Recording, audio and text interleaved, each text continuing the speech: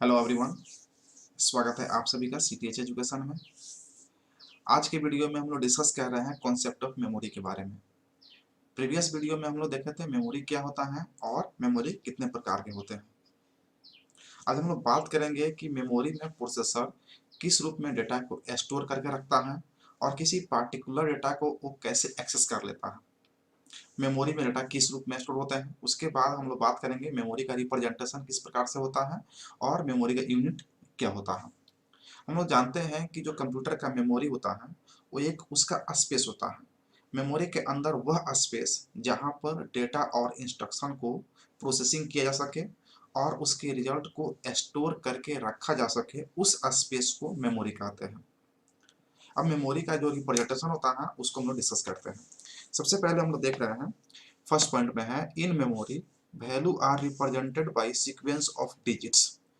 Sequence of digits के रूप में जो है ना वैल्यू को रिप्रेजेंट किया जाता है मेमोरी में।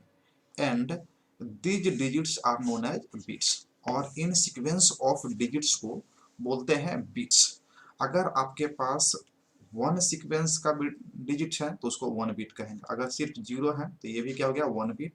अगर वन है तो वन बिट। हम लोग जानते हैं जो डिजिट्स होते हैं बाइनरी डिजिट्स वो जीरो और वन होते हैं, तो या तो जीरो और नहीं तो वन होगा, जिस रूप में जो है ना मेमोरी में डेटा को रिप्रेजेंट किया जाता है प्रोसेसर के द्वारा।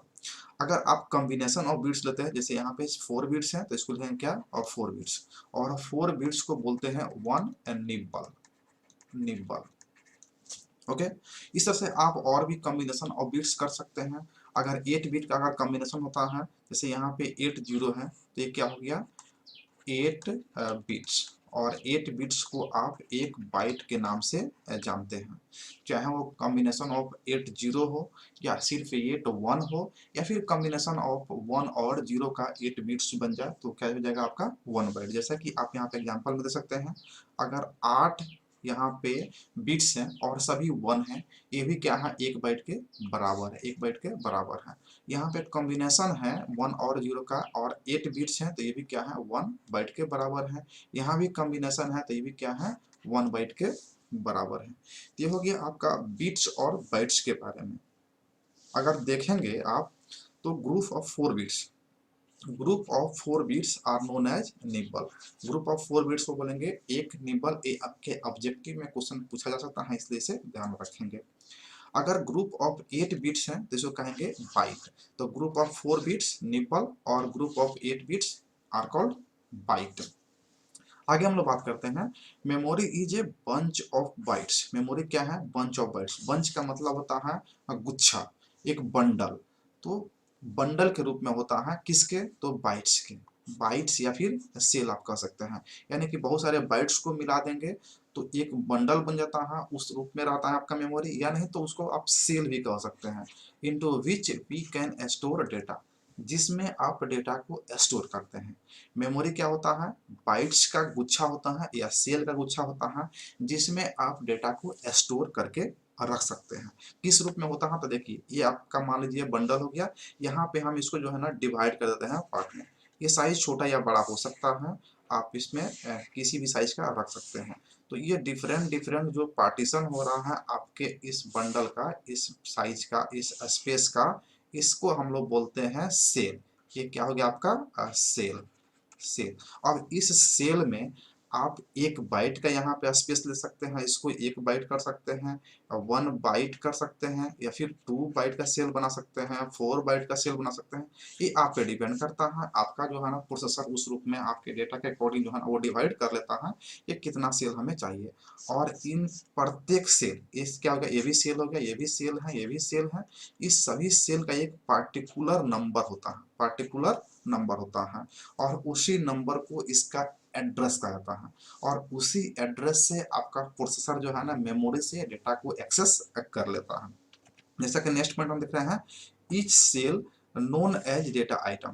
प्रत्येक सेल को आप किस नाम से जानते हैं, डेटा आइटम। यानी कि प्रत्येक सेल में आपका क्या है, यहाँ पे डेटा आइटम, यहाँ भी डेटा आइटम है, डेटा आइटम है। प्रत्येक सेल में आपका क्या है, डेटा आइटम है। And is assigned a unique number known as address, और प्रत्येक सेल को एक यूनिक नंबर, यहाँ पे जो है ना ये सेल हो गया, तो इसको जो है ना आप एक यूनिक नंबर जो है ना असाइन कर दिए हैं, यूनिक नंबर असाइन किए हैं, और इस यूनिक नंबर को क्या कहेंगे, एड्रेस ऑफ दैट सेल। इस एड्रेस ऑफ दैट सेल के द्वारा आपका प्रोसेसर किसी भी पार्टिकुलर इंफॉर्मेशन को एक्सेस कर लेता है। लास्ट पॉइंट में देखेंगे, the CPU can identify each cell by its address. जो आपका सीपीयू है इसी सेल के एड्रेस के द्वारा किसी पर्टिकुलर इंफॉर्मेशन को एक्सेस कर लेता है। तो आपको क्लियर हो गया होगा कि मेमोरी जो होता है ना, एक कंप्यूटर के अंदर एक स्पेस होता है, और उस स्पेस को जो है ना सेल के रूप में यहाँ पे डिवाइड किया गया है, सेल के रूप में डिवाइड किया गया है, और प्रत्येक सेल में जो है ना आप डेटा आइटम को स्टोर कर सकते हैं, और प्रत्येक सेल का एक नंबर असाइन किया जाता है, यूनिक नंबर होता है, और उसी यूनिक नंबर को उस सेल का एड्रेस कहते हैं, और उसी एड्रेस के द्वारा आपका प्रोसेसर जो है ना मेमोरी से डाटा और इंफॉर्मेशन को एक्सेस आसानी से कर लेता है। अब हम लोग बात करते हैं आगे इसके साइज के बारे में। अगर 1 बीट का इंफॉर्मेशन अगर है तो या तो 0 होगा और नहीं तो 1 होगा, तो क्या हो जाएगा आपका 1 बीट। अब 4 बीट्स, तो कॉम्बिनेशन ऑफ 4 बीट्स आप 4 जीरो कॉम्बिनेशन कर लीजिए तो भी हो जाएगा, या फिर 4 1 कर लीजिए तो भी हो जाएगा, या फिर आप जो है ना कॉम्बिनेशन ऑफ 0 और 1 कर लीजिए तो भी आपका क्या हो जाएगा, 4 बिट्स का कॉम्बिनेशन हो जाएगा। यहाँ पे आप देख सकते हैं इक्वल टू 0010 या 1101 ऐसा कर सकते हैं, और 4 बिट के कॉम्बिनेशन को हम लोग बोलते हैं एक निब्बल। क्या बोलते हैं, निब्बल। आप इसे ध्यान में रखेंगे। अगर 8 बिट्स हैं तो कॉम्बिनेशन ऑफ 0101011110, ये हो गया आपका 4 और 5, 9 बिट हो गया, तो इसको जो है ना हम 8 बिट कर लेते हैं, ये हो गया आपका 8 बिट। और ये आपका हो गया 8 बिट जो होता है ना 1 बाइट के बराबर हो गया। आप इसे ध्यान रखेंगे, 8 0 भी हो सकता है, 8 1 भी हो सकता है, और कॉम्बिनेशन ऑफ 0 1 भी हो सकता है, बस 8 बिट होना चाहिए, वो 1 बाइट के बराबर हो जाएगा। अगर 32 बिट की बात करेंगे तो 32 बिट किसके बराबर हो जाएगा, तो 4 बाइट के बराबर हो जाएगा, क्योंकि 1 बाइट में 4 बिट, तो 8 चौका 32, 32 बिट्स में 4 बाइट होगा। अगर 1 केबी की बात करेंगे तो देखिए 1 के का मतलब होता है 1000, जैसे हम लोग समझते हैं किलो, 1 के का मतलब क्या हो गया, किलो। लेकिन मेमोरी में जो रिप्रेजेंटेशन होता है डाटा का, वो सिर्फ 0 और 1 के रूप में होता है, तो 2 ही है, तो हो गया 2, और 2 के पावर हम लोग 9 जब करते हैं तो आता है 512, जो 1000 को रिप्रेजेंट नहीं कर पाएगा, और 2 के पावर 10 जब करेंगे तो हम लोग आ जाएगा 1024, जो इसके अंदर में 1000 आ जा रहा है, इसलिए हम लोग मेमोरी का रिप्रेजेंटेशन हमेशा 2 के पावर में करते हैं, तो ये जाता है आपका 1024, और 1024 बिट्स को 1024 बिट्स को हम लोग 1024, देखिए यहाँ पे 1024 बिट्स जो होगा वो किसके बराबर होगा, तो यहाँ पे आप 8 से डिवाइड कर देंगे, तो 8 से कितना हो जाएगा, 8 एकम 8, 2 पर 2 पड़ गया, 8 दूना 16, और 6 पर 8 नहीं 64, यानी कि 128 बाइट हो जाएगा। और 1024 बाइट जो होगा वो 1 किलो बाइट के बराबर होगा, तो यहाँ पे 1024 जो होता है बाइट जो होगा वो आपके 1 किलो बाइट के बराबर होगा। ठीक उसी प्रकार से आप 1024 किलो बाइट कर लेंगे तो ये आपका हो जाएगा 1 मेगाबाइट के बराबर, और 1024 अगर आप मेगाबाइट रख लेंगे तो ये जगह आपका गीगाबाइट के बराबर, और 1024 जो होता है ना गीगाबाइट 1 टेराबाइट के बराबर। तो यहाँ पे देखिए ये केबी यहाँ पे आ गया है, तो ये एमबी में चेंज हो गया, एमबी यहाँ पे रख दिया है तो जीबी में चेंज हो गया, और यहाँ पे जीबी रख दिए हैं तो किसमें, टीबी यानी टेराबाइट में चेंज हो गया। इसका जो डिस्क्रिप्शन आप यहाँ पे टेबल के थ्रू समझ सकते हैं। जैसे बीट है तो 1 बीट होगा, और 1 बीट 1/8 बाइट के बराबर होगा। निबल है 4 बीट्स हैं और हाफ बाइट के बराबर होगा। बाइट 8 बीट्स का होगा और 1 बाइट हो गया। यहाँ पे किलो बाइट्स आप देख सकते हैं 224 बाइट्स होगा, 224।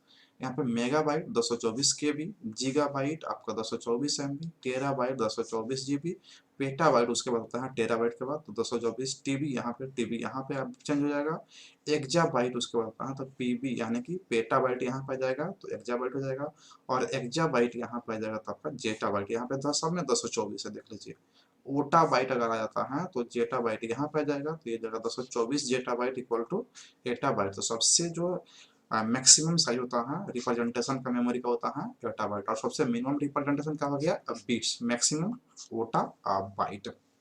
अब यहाँ पे जो है ना आप देख सकते हैं कि जो 224 है इसको आप 2 के पावर 10 बाइट कर सकते हैं, 2 के पावर 10 बाइट्स। यहाँ पे जो है ना, यहाँ पे पहले से 10 2 के पावर 10 और 2 के पावर 10 कितना जाएगा, 2 के पावर 20 बाइट्स हो जाएगा, इक्वल टू जाएगा 1 मेगाबाइट। यहाँ पे जो गीगाबाइट है तो यहाँ पे 2 के पावर 30 बाइट्स हो जाएगा, तो ये जगह गीगाबाइट्स के बराबर। टेराबाइट है तो यहाँ पे 2 के पावर 40 बाइट्स हो जाएगा, ये हो जाएगा आपका टेराबाइट। यहाँ पे आपका पेटाबाइट है तो 2 के पावर 50 कर लीजिए। एक्जाबाइट है तो 2 के पावर 60 कर लीजिए। जेटाबाइट है तो 2 के पावर 70 कर लीजिए, और ओटाबाइट है तो 2 के पावर 80 कर लीजिए। तो ये हमारा क्या हो जाएगा अब बाइट्स में। इस रूप में आपका मेमोरी का रिप्रेजेंटेशन होता है। तो उम्मीद है कि आपको मेमोरी का कॉन्सेप्ट जो है ना क्लियर हो गया होगा। तो मिलते हैं फिर से नेक्स्ट लेक्चर में नेक्स्ट वीडियो के साथ, तब तक के लिए धन्यवाद अंत तक वीडियो देखने के लिए।